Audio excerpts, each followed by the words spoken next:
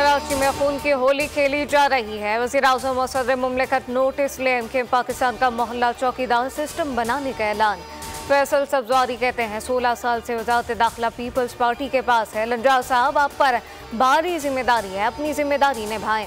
मुंह खोलने से पहले आंखें खोलें। ख्वाजा इजहार ने कहा कि मुबारक हो, सिंध हुकूमत को इनका पसंदीदा आईजी मिल गया।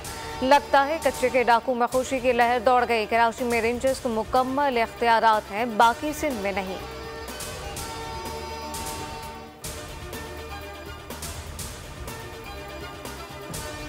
और कराची में शॉर्ट टर्म किडनैपिंग के बढ़ते वाक़यात, शहरियों को अगवा करके तावान तलब करना पुलिस की जानिब से मामूल बन गया। आतिफ असलम नामी शहरी को गुलशन इकबाल में चाय के होटल से पुलिस मोबाइल में हथकड़ी लगाकर बिठाया गया।